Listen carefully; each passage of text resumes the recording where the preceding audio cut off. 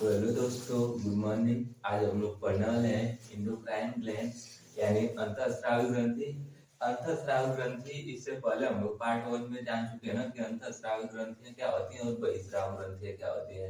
अंतःस्रावी ग्रंथियां जो होती हैं वो हार्मोन्स का स्राव करती हैं और बहिःस्रावी जो ग्रंथियां होती है वो एंजाइम का स्राव करती है। जो अंतःस्रावी ग्रंथियां होती हैं उनमें कोई विशेष प्रकार का डक्ट यानी नली नहीं पाया जाता है, अर्थात नली नहीं पाया जाता है। तो किसकी वजह से पूरे बॉडी में फैलती हैं या चलती रहती हैं, तो वो ब्लड में मिलकर पूरे बॉडी में चलती रहती है। यानी कि ब्लड पूरा हमारे शरीर में इधर उधर घूमता रहता है ना, तो क्या करते हैं कि ये भी चलती रहती है, ब्लड के साथ यही चलता रहता है।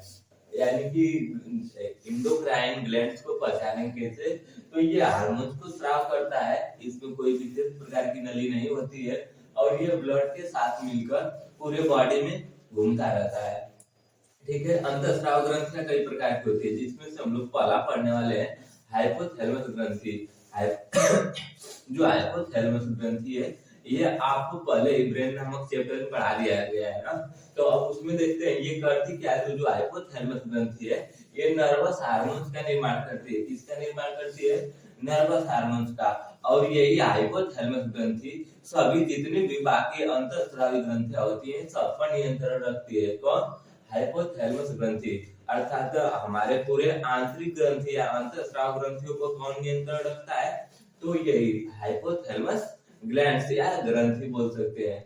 क्वेश्चन ऐसे पूछता है कि आंतरिक स्राव ग्रंथियों में सभी ग्रंथियों पर नियंत्रण कौन रखता है? तो कौन रखता है? हाइपोथैलेमस ग्रंथि। और हाइपोथैलेमस ग्रंथि से कौन सा हार्मोन निकलता है? तो ये नर्वस हार्मोन निकलता है ना। ठीक है। इसके बाद पढ़ते हम लोग पीनियल ग्रंथि या पीनियल ग्लैंड्स। ये बात किया जाए तो हमारे शरीर की सबसे छोटी ग्रंथि कौन सी है?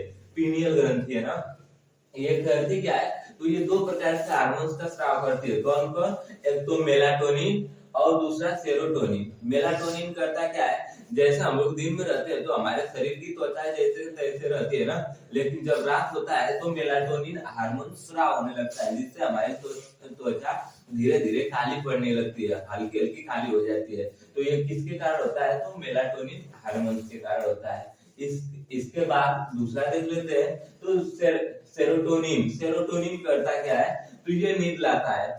जैसे आप लोग छोटे बच्चों को देखे होंगे वो दिन भर खेलते हैं और उनको बहुत अधिक सोते भी है ना, या फिर खिलाते खिलाते जो माँ होती है या फिर कोई भी खिलाता है तो सुला देता है ना। तो खिलाते उनमें क्या करते हैं कि ये छोटे जो बच्चे होते हैं उनमें ये सेरोटोनिन हार्मोन बहुत अधिक बनता है। और जैसे जैसे एज बढ़ती जाती है तो सेरोटोनिन हार्मोन कम बनता है ना। इस जैसे आप लोग बूढ़ों को ही देख लीजिए, जो बूढ़ा व्यक्ति होता है वो बहुत कम सोता है। इस समय आप लोग को बहुत नींद आ रही होगी, क्योंकि आप लोग में अभी सेरोटोनिन हार्मोन बन रहा है। जब आपकी एज बढ़ेगी तो ये कम होने लगता है ना, जिससे बूढ़े व्यक्ति क्या होते हैं? बहुत कम सोते हैं। ठीक। बात करें कि बच्चों में ये सबसे सक्रिय होता है और ये पीनियल ग्रंथि पाई कहाँ जाती है? तो जो शंकर भगवान का ये थर्ड वाला ने तीसरा नेत्र रहता है ना, यही पर अगर हम मतलब कि एक इंची खोलकर नीचे देखें तो एक दाल की गुटकी समान एक थैली पाई जाएगी। वहीं पर होती है पीनियल ग्लैंड्स ना, जो शरीर की सबसे छोटी ग्रंथि होती है। ठीक है। इसके बाद देखते हैं थायराइड ग्लैंड्स। थायराइड ग्लैंड कहाँ पाई जाती है? तो थायराइड थायराइड मतलब गला ना, यानी ये गले में पाई जाती है। इसको हिंदी में बोलते हैं औटू। ठीक है। ये क्या करती है? तो ये आंतरिक स्राव ग्रंथियों में सबसे बड़ी ग्रंथि है। कौन सी ग्रंथि? Thyroid glands. ठीक है। ये करती क्या है? तो ये हमारे जो भी बीपी है, बीपी को नियंत्रण रखती है। बीपी यानी जो ब्लड प्रेशर होता है उसको नियंत्रित रखती है, कम करती है ना। इसके बाद बात करें कि इस ग्रंथि से कौन कौन से पदार्थ स्रावित होते हैं, तो कौन कौन से पदार्थ स्रावित होते हैं? Tyrosine plus iodine. Tyrosine plus iodine यानी दोनों निकलता है। आयोडीन की कमी से हमें जानते हैं क्या कौन सा रोग हो जाता है? घेरा रोग होता है, नटे वटे पूरा फूल जाता है ना, यानी कि यहाँ पर बट्टा वट्टा लगाना पड़ता है वो वाला। तो ये कौन कौन से पदार्थ को स्राव करता है? टायरोसिन और आयोडीन। तो आयोडीन का भी स्राव कहाँ से होता है? थायराइड ग्लैंड से ना।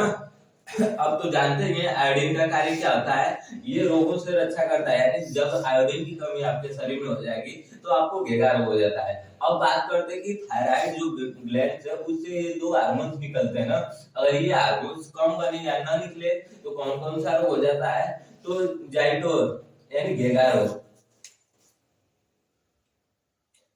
ठीक है। घेगा रोग हो सकता है। घेगा रोग किसको होता है, जिसमें सोडियम की मात्रा कम हो जाती है। सोडियम बोले तो जैसे हम लोग NaCl यानी नमक खाते रहते हैं, तो नमक खाते हैं तो ये भी उसमें भी सोडियम रहता है ना, तो सोडियम क्या करता है कि हमारे जो बीपी है उसको कंट्रोल किया रहता है। देखिए जब जब किसी का बीपी कम या हाई हो जाता है तो उसको नमक और पानी का घोल दिया जाता है। क्यों दिया जाता है, क्योंकि उसके बीपी को कंट्रोल कर सके ना। तो ये कौन करता है कंट्रोल, थायराइड ग्लैंड यानी थायराइड ग्रंथि। अब बात करें कि बच्चों में कौन सा रोग होता है इसके कारण, तो इसके कारण क्रिटिनिज्म। क्रिटिनिज्म ये बच्चों में रोग होता है ना, जैसे आप कई सारे बच्चों को देखे होंगे जो क्या करते हैं, मतलब कि कुछ लोगों का दिमाग सही से कार्य नहीं करता है, या फिर कुछ लोग देखने में एकदम शांत हो गए लेकिन उटपटांग कार्य करते रहते हैं ना, उनका दिमाग सही ढंग से कार्य नहीं करता है। जैसे मान लीजिए कि कोई खेल रहा है तो खेलते खेलते ही मतलब कुछ और कार्य करने लगता है, ये किसके कारण, तो इसी बीमारी के कारण क्रिटिनिज्म ना, यानी ये बच्चों में होता है। मैक्सोडेमा ना, अब बात करते हैं मैक्सोडेमा क्या होता है, तो ये मोटापा बढ़ाता है। जैसे कुछ लोग को आप लोग देखे होंगे कि कुछ लोग इतने मोटे हो जाते हैं कि चलते हैं तो हम खल करते चलते हैं ना, तो वो किसके कारण हो जाता है, थायराइड ग्लैंड के कारण। और ये ग्लैंड यानी जो थायराइड ग्लैंड है उससे निकला हुआ टायरोसिन हार्मोन ये सबसे अधिक महिलाओं में होता है, इसलिए महिलाएं क्या होती है, अत्यधिक मोटी हो जाती है। और क्या होती है, अब हम लोग पढ़ने वाले हैं चौथा, यानी अभी हम लोग पढ़े हैं थायराइड ग्लैंड्स, अब पैराथायराइड ग्लैंड्स पढ़ेंगे। थायराइड ग्लैंड्स में जो हो रहा था वो थायराक्सिन हार्मोन का स्राव कर रहा था। अब हम लोग पढ़ने वाले हैं पैराथायराइड, यानी थायराइड में थायराक्सिन निकल रहा था, तो पैराथायराइड में क्या निकलेगा, पैराथायराक्सिन, जिसको पैराथायराइड को हम पारा अप के नाम से भी जानते हैं ना।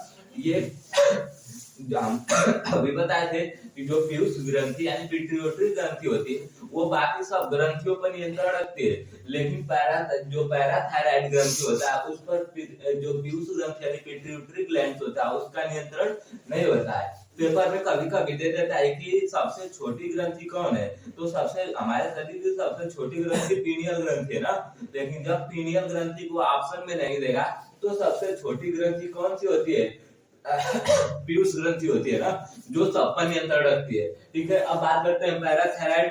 पैराथायराइड से पैराथायरॉक्सिन नामक हार्मोन निकलता है और वो करता क्या है, तो कैल्शियम और फास्फोरस की मात्रा पर नियंत्रण रखता है ना, या फिर कह सकते हैं हमारे शरीर में कैल्शियम और फास्फोरस को बनाता है, जिससे हमारे शरीर में कैल्शियम और फास्फोरस की कमी नहीं होती है।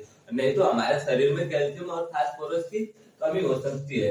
ये कैल्शियम और फास्फोरस का निर्माण कौन करता है, पैराथायराइड, यानी इससे निकलने वाला हार्मोन का नाम क्या है, पैराथायरॉक्सिन, और ये करता है क्या है, तो कैल्शियम और फास्फोरस की मात्रा को नियंत्रित करता है। अब बात करते हैं थाइमस ग्लैंड। ये थाइमस ग्लैंड पाया कहाँ जाता है, तो थाइमस जो ग्लैंड होता है वो वक्ष गुहा में जो हम लोग का हार्ट है यानी हृदय के दाहिने साइड पाया जाता है। एक छोटा सा थैली है ना, जो करता क्या है, तो प्रोटीन और लिम्फोसाइट बनाता है, प्रोटीन और लिम्फोसाइट बनाते हैं। बात अब देखिए थाइमस ग्लैंड क्या करता है, तो ये ग्लैंड छोटे बच्चों में क्या होता है, अधिक पाया जाता है। जैसे आप छोटे बच्चों को देखे होंगे वो दिन भर खेलते कूदते रहते हैं, घर आते हैं मार खाते हैं और खाना भी खाते हैं ना, यानी माँ हमेशा उनको बोलती रहती है कि खाना खा लो, लेकिन खाना नहीं खाते हैं, पहले खेलते हैं फिर खाते हैं ना, ऐसा क्यों। और उनको माँ तो ये जानती ही नहीं है कि आखिर हम बच्चा खाना खा नहीं रहा है तो इसके शरीर में प्रोटीन या लिम्फोसाइट कहाँ से बन रहा है ना, तो ये प्रोटीन और लिम्फोसाइट को बनाता है थाइमस ग्लैंड। ये करते क्या है, तो जो प्रोटीन है, प्रोटीन क्या करता है, ऊर्जा देता है ना, तो बच्चों में प्रोटीन बनाता रहता है ये थाइमस ग्रंथि ना। थाइमस ग्रंथि क्या करता है, प्रोटीन बनाता है जिससे बच्चों को भूख नहीं लगती है। और लिम्फोसाइट क्या करता है, रोगों से रक्षा करता है। जैसे बच्चे दिन भर खेलते रहते हैं, कहीं कबाड़ा सबाड़ा में घुस जाते हैं या कुछ उठाकर खा लेते हैं ना, तो उससे क्या होता है कि अगर हम लोग उसी चीज को खा ले तो हमें रोग हो सकता है, लेकिन बच्चों को नहीं होता है। ऐसा क्यों? तो इसमें उन लोगों में लिम्फोसाइट पाया जाता है ना, और लिम्फोसाइट रोगों से रक्षा करता है, यानी उनसे लड़ता है। इसलिए बच्चों को देखिए कभी जल्दी बीमार नहीं पड़ते हैं। ये लिम्फोसाइट और प्रोटीन यानी थाइमस ग्रंथि कब तक कार्य करती है? जब बच्चा 15 साल से छोटा है, यानी जितना छोटा अधिक रहेगा उसमें उतना ही अधिक क्या बनेगा? थाइमस ग्लैंड यानी प्रोटीन और लिम्फोसाइट की मात्रा उतना अधिक बनती जाती है, जिससे छोटे बच्चे हमेशा खेलते रहते हैं, भूख भी कम लगती है और उनको बीमारियां भी कम होती है। किसके कारण? थाइमस ग्लैंड से दो चीज का स्राव होता है, प्रोटीन और लिम्फोसाइट। ठीक है, अब बात करते हैं एड्रिनल ग्लैंड। एड्रिनल ग्लैंड का मतलब क्या होता है? यही आपको बताता है कि हम लड़े या भाग जाए ना, यानी ये इच्छा कौन पैदा करता है? तो एड्रिनल ग्लैंड यानी अधिग्रीव ग्रंथि। अधिग्रीव ग्रंथि को हम टेक्निकल नाम से भी जानते हैं, जैसे फोरियस या 3F के नाम से। ये अधिग्रीव ग्रंथि कहाँ पाई जाती है?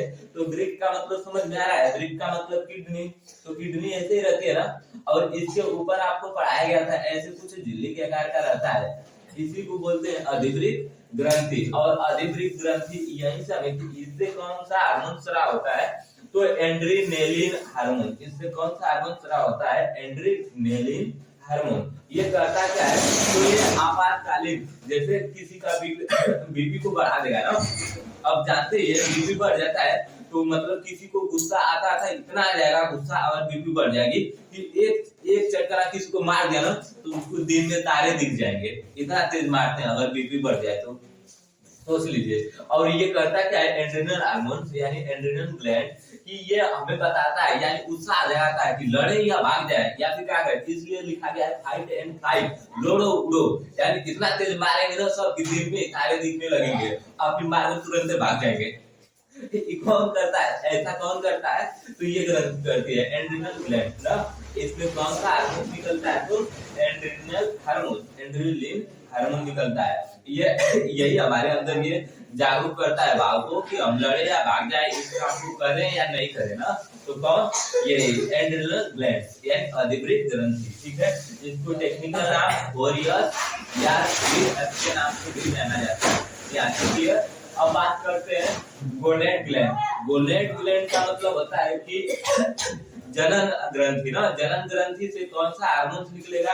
अब जाहिर सी बात है कि किराना के दुकान पर मछली तो मिलेगी नहीं, तो उसी प्रकार जहाँ पर जनन हार्मोन है वहां पर जनन ग्रंथि, वहां पर जनन हार्मोन निकलेगा। और ये करता क्या है? तो ये स्टेरॉइड बनाता है ना, यानी स्टेरॉइड बनाता है। अब स्टेरॉइड यानी सब जितने भी हार्मोन्स होते हैं वो ग्लैंड से यानी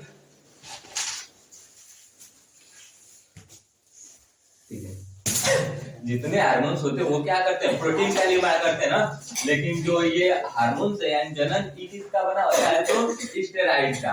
अब बात करते हैं जो स्टेरॉइड होता है ये यानी महिलाओं में और पुरुषों में अलग अलग, यानी मेल फीमेल में अलग अलग पाया जाता है। जैसे टेस्टिस का नाम सुने होते हैं, ये हमारे शरीर के बाहर पाया जाता है ना। और ये करता क्या है? तो शुक्राणुओं का निर्माण करता है। जैसे आप लोग कुत्तों को देखे होंगे, कुत्ते जो पेशाब करते हैं तो उनका दुर्गंध बहुत तेजी से महकता है ना। या फिर कभी देखे होंगे कि जो बाइक से आता है उनको कुत्ते क्यों भौंकने आने लगते हैं या दौड़ाने लगते हैं? क्योंकि वो जो मतलब पेशाब किए रहते हैं वो किसी गाड़ी पर कर देंगे तो उनका वो एरिया बन जाता है, यानी उसका उनके जो पेशाब होता है टेस्टोस्टेरोन हार्मोन के कारण बहुत अधिक महकता है ना, जिससे दूसरे कुत्ते सुनकर ये समझ जाते हैं कि हमारे मतलब कि क्षेत्र में कोई दूसरा कुत्ता आ गया है, इसलिए उस गाड़ी को दौड़ाने लगते हैं ना।